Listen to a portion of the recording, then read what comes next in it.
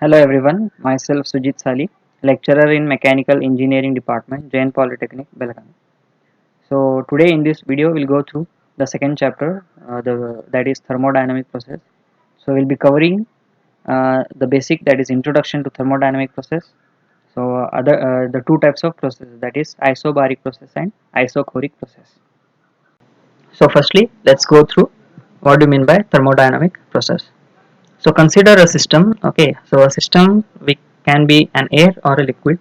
So when a system undergoes a change from one thermodynamic state to another, so this state is nothing but a position. So if it is changes its position from one position to another position, we call, okay, it's as a state. So from one state to another state. So how that system changes the state? Due to change in its properties. So what are the different properties? The different properties of a system are, that is temperature, pressure and volume. So when you change these properties, okay, so we say that a system has undergone a thermodynamic process. Okay, so let's make it simple. So take a water, okay, and take a bowl. So let the temperature of water be normal temperature, that is 25 degrees Celsius, and let its atmospheric pressure be atmospheric pressure, and its volume be the volume of the bowl. So when you start heating, the temperature as well as volume starts increasing. So in this condition, okay, the pressure remains constant, only the temperature and volume increases. And at atmospheric pressure, the boiling point of water is 100 degree Celsius. So let's call the temperature when the liquid was at 20 degrees Celsius.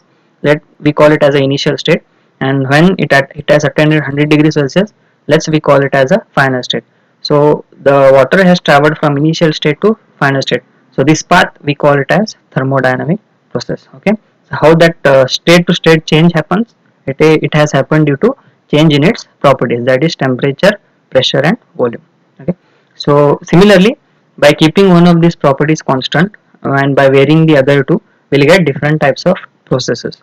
Okay, so the different types of processes are isothermal process, adiabatic process, isochoric process, isobaric process, and polytropic process. So let's see these processes one by one.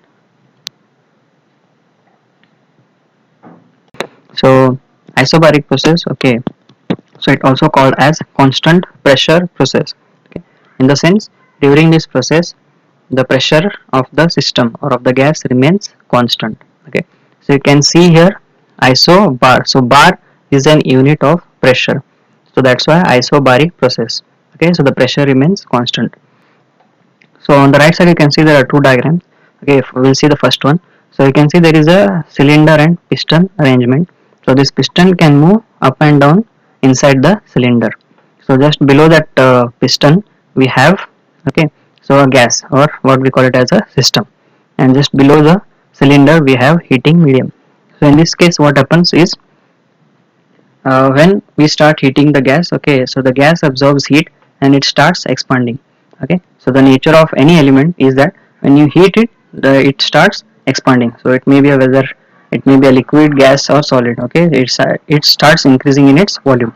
Okay, so in this case also the gas starts expanding. So when it starts expanding, it pushes the piston. Okay, the movable piston, it starts pushing it upwards. Okay, so let's call, now you can see here the diagram they have shown, this is the initial position. Okay, so when the gas absorbs it and it starts expanding, it starts pushing the piston upwards.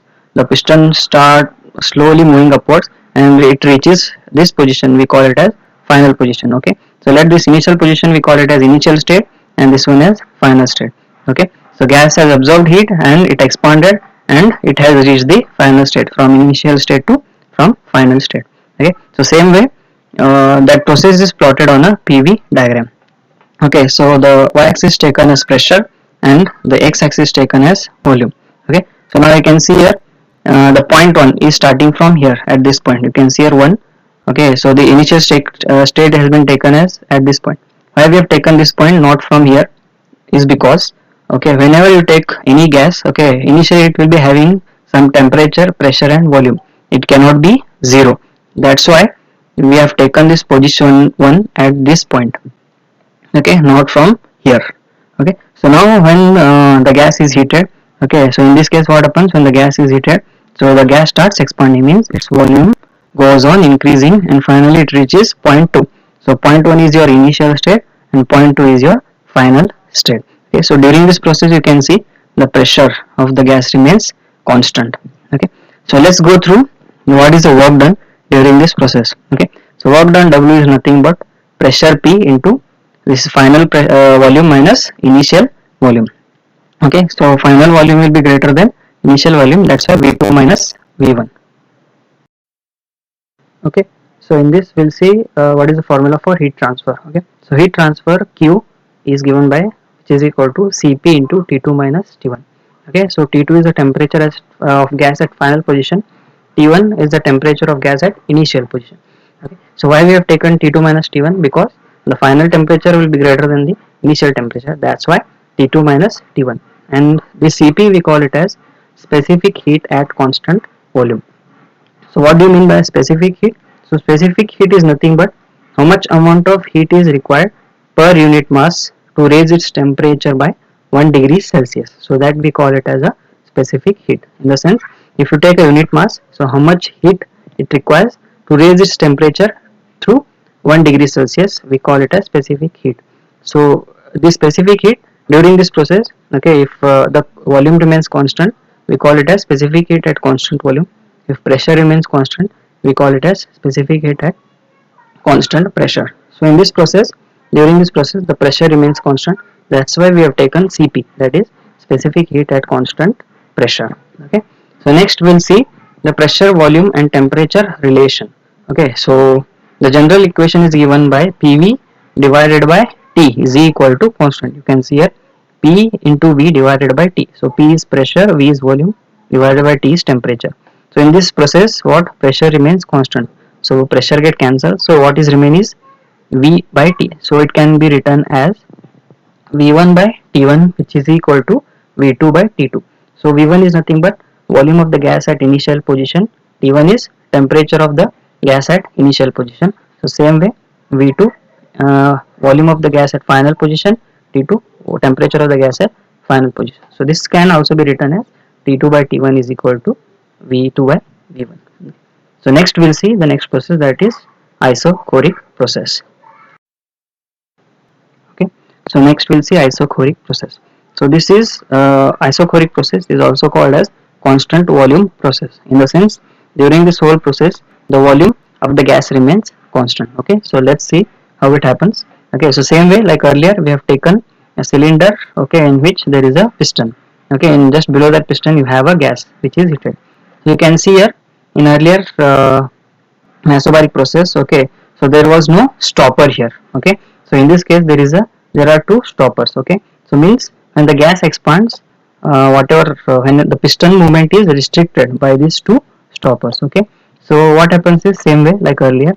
So when we start heating the gas starts expanding. Okay, so whatever the energy is absorbed, that energy is supplied to the piston.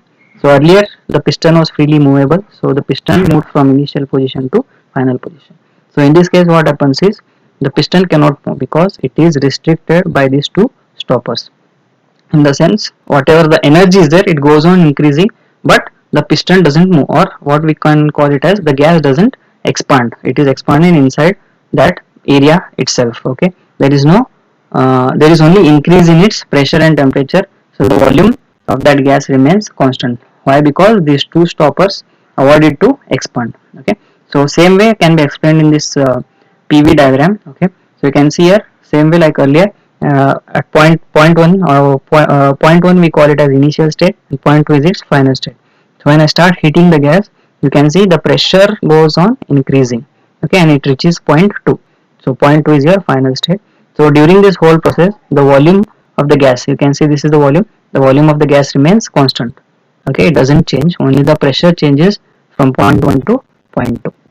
Okay, so now we'll see what is the different okay, so different formulas. Okay, so what is work done, what is heat transfer, and pressure volume relation.